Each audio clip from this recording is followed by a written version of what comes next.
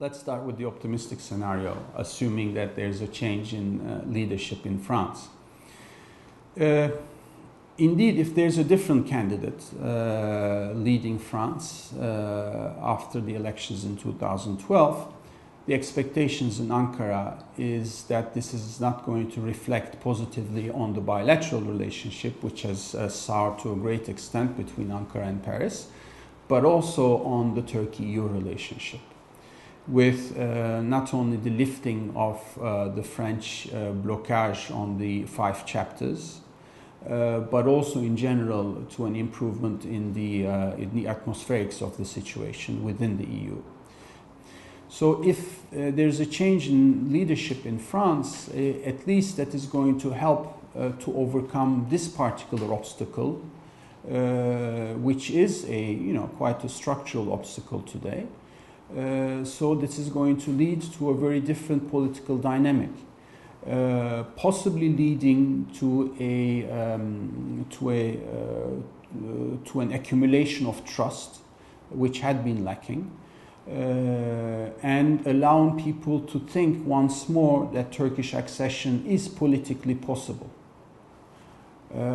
So we would expect to see a renewed dynamism in the Turkey-EU relationship with the lifting of the veto on those 5 chapters. The other country the other part of the political calculus is going to be Germany, and there are elections in Germany slated for 2013. And if in Germany there's also a more pro-Turkey government after the 2013 elections, and the polls seem to indicate that that might be the case today, with the Greens and the Social Democrats leading in the polls.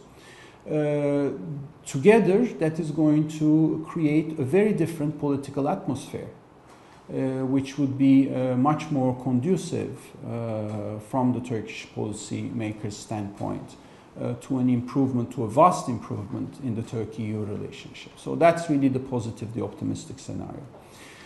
The pessimistic scenario is whereby we see the current political leadership remaining in place in France. There, so far, there is no decision in Ankara about what to do in that scenario. Because fundamentally, and this is something that has already been stated by the policymakers in Ankara, Turkey has no interest in pulling the plug. On the one hand, but on the other hand, it is going to be increasingly difficult to sustain the relationship as is under that scenario. Because today we have really come almost to the end of the negotiations under its current framework. There are 16 chapters that are blocked. So we may have 1 or 2 chapters that can still be opened. But then what after that? I mean, you can, for the last year, we only had 1 chapter that's been opened. After a while, the Turkish public opinion will start to question the essence of this dynamic. What is it that we're doing with the EU? Are we actually negotiating? How are we negotiating if we can't even open a chapter after a year?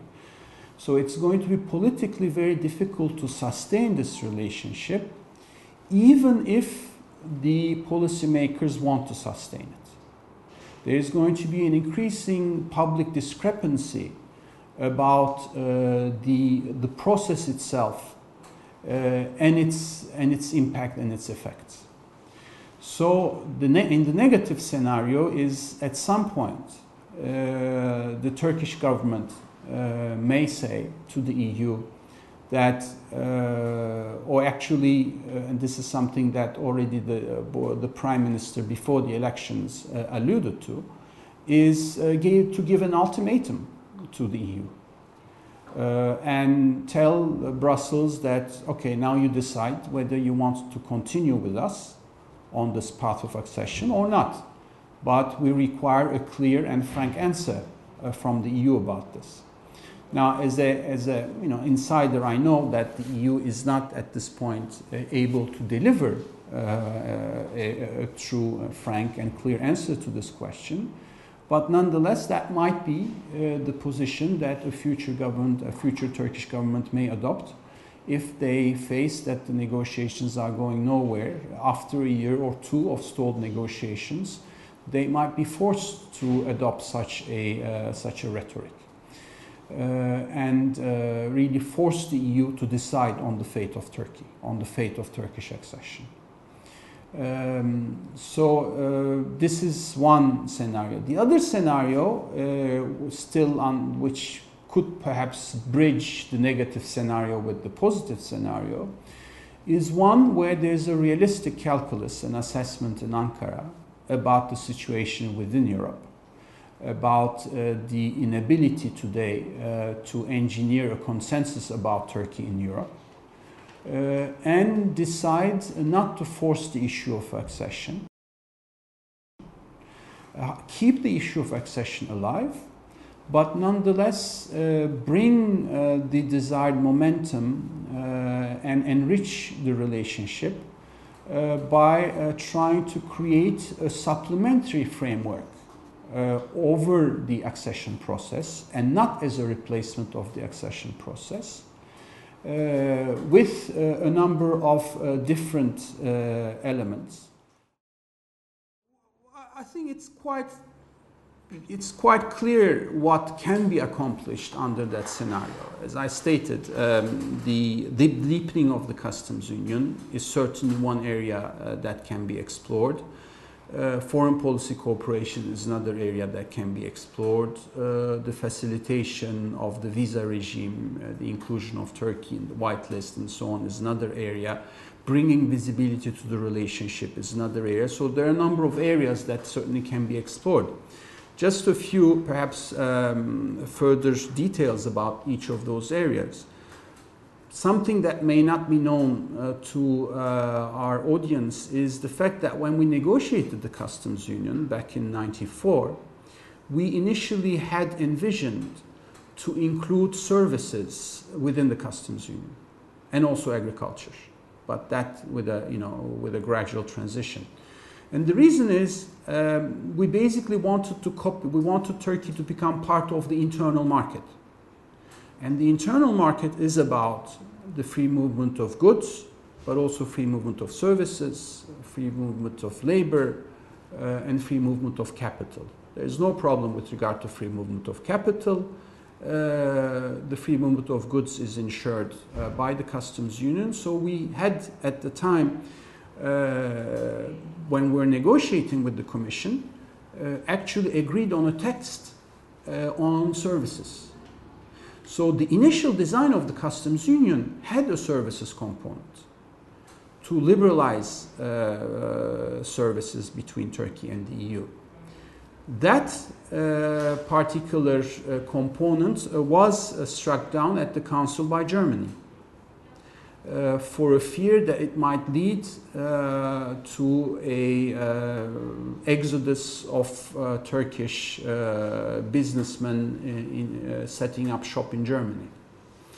So already back in 1994 we had envisioned this. Now today this can be rejuvenated. When I talk to the Commission about this, they seem to be receptive to this idea.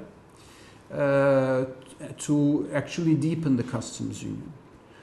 So this is certainly an area where we can gain some traction.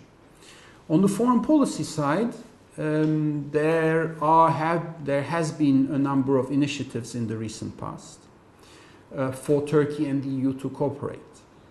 The Turkish side submitted a year ago, in July 2010, a list of proposals to the EU about the specifics of this foreign policy cooperation. The answer on the EU side has been a rather timid one so far. Most of those specific requests remain unanswered. The reason is essentially the obstructionism of some member states. There seems to be willingness on the Ashton side to have this sort of cooperation, more active cooperation with Turkey. And already the working relationship between Ashton and the Turkish Foreign Minister Davutoğlu seems to be pretty good. But to institutionalize this, to allow it to gain additional elements, like the Turkish ambassadors meeting with the ambassadors in Brussels, the member states ambassadors in Brussels dealing with foreign policy. Turkey being invited to some of the Gimnik type events. Turkish diplomats participating in the work of the Council on a number of regions, whether it's Western Balkans, whether it's the Middle East. These are all suggestions that the Turkish side had submitted. So there is also on the Turkish side a willingness to test our own limits. So instead of having this approach of multilateral cooperation, whether it's with the EU or with Washington, to really go out there and test the limits of what is it that we can do on our own. So this is also an impediment to working with Europe on a number of core issues in our joint neighborhood.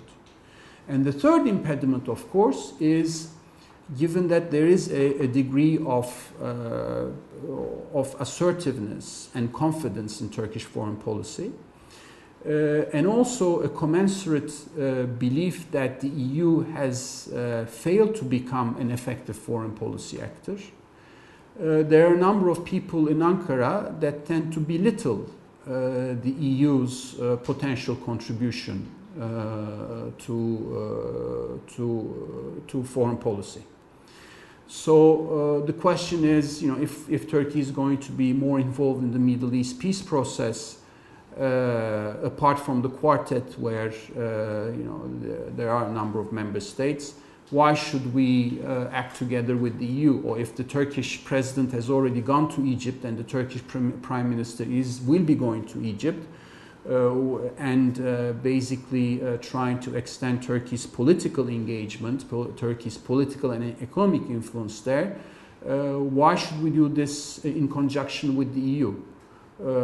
So these are the type of, to me, quite legitimate questions that are being asked in Ankara, and that is essentially an impediment to foreign policy cooperation.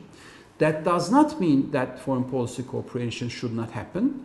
But I think we should be able to think hard and overcome some of those obstacles. And it does not only incumb on Turkey and Turkey's willingness to cooperate with the EU, but it also incumbs on the EU to start to adopt a much more cogent and effective foreign policy framework.